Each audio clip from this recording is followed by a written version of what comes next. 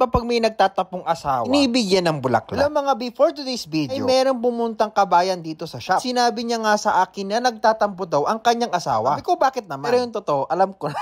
Kasi tropa ko ito. Ito na nga. Basta pumunta si kabayan dito. Tapos gawan ko daw ng bouquet yung asawa niya. So ito na nga mga bi. Prepare lang tayo ng lalagyanan ng pinakabulaklak. So kumuha lang tayo ng sponge. Inalutan natin ng plastic. Gagamit tayo ng scotch tape para ma-secure ang mga pambalot na yan. First layer ng ating pambalot ay kulay puti na tela-tela. Ilang beses niya ito kumorder sa akin nung si kabayan. Pero tsaga niya. Kasi very selosa talaga yun. Doon na lang babanggatin yung pangalan. Ano yung pag nakita niya tong video? Bahala na yan. Anyways, gaganda na nga lang natin. Para kahit paano matuwa naman. So yun, double lining natin na yan. Ginawa ni kabayan. Double line. Ay, sorry na post. Joke lang. Di totoo yun. Huwag mali siya. Ay, Komi, ayusin mo na nga yan. Balutan na natin ng violet. Tingkad.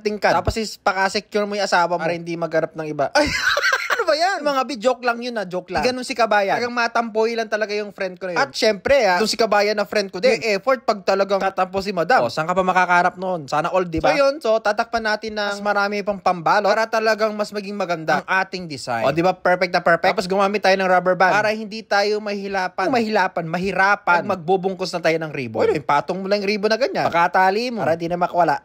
Ayan na naman, parinig. Hindi, joke lang yun. Huwag kang dyan, Komi. Kuha ka ng kwento, baka magalit kaibigan mo. So ito na nga mga bi ang ating lalagyanan. Ang bulaklak. And for sure, lalagyanan pa lang. Marupok na naman yung kaibigan ko na yun. Alam mo na yun, di ba? Hindi, pakipot ka muna. Uy, hindi!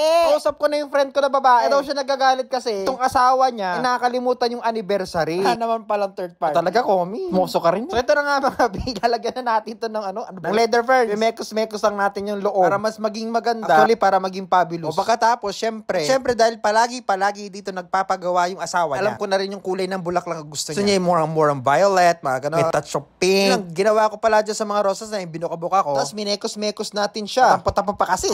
Bakit nagagalit ka? Gagandaan natin itong mga bi kasi nga kilala ko yung may-ari nito. Syempre para magbatinis sila. Tutulong tayo. Maglalagay pa tayo ng mas maraming rosas. O tapos maglalagay din tayo niyan. Tawag dyan mga bi, airing view. Di ba pampaganda ng mga design? May mekos lang pala natin yan mga bi. Kasi may touch of violet kasi yan. Ilalagay din natin. Syempre maglalagay din tayo ng mga baby roses sa kulay puti para talagang maglighten ang ating bouquet. O di ba nakikita niyo naman ang ganda-ganda na. Naku, pag ito napanood to ng kaibigan ko na. Ito na nga maglalagay tayo ng eucalyptus. So dalawang klase pala ng eucalyptus yung ilalagay natin dyan. Yung sa tawag ko talaga eucalyptus. Yan naman eucalyptus bunny. Diba? The greens na more better. Pagandahin natin ang pagandahin. At syempre mga bi, last but not the least, mag-i-spray tayo ng water. Parang freshness overload. Diba? Nakaka-demure. Nakaka-cutesy ang ating design. And for sure, ay magugustuhan ito ng kaibigan ko na nagtampororo sa kanyang jowa. Naganda na ba kayo mga bi? Comment down below. At syempre, i-share nyo na rin ang video na ito. Dahil malo nyo, kayo na manalo ng Gcash. So yun lamang mga bi, maraming salamat. Always natin tatandaan, be mindful, be demure, be cutesy. Aray. Huwag kakalimutan ang anniversary ng asawa para hindi kayo mapagastos nito. Naku, itag mo na yung asawa mo para pabigyan ka na ng bulaklak.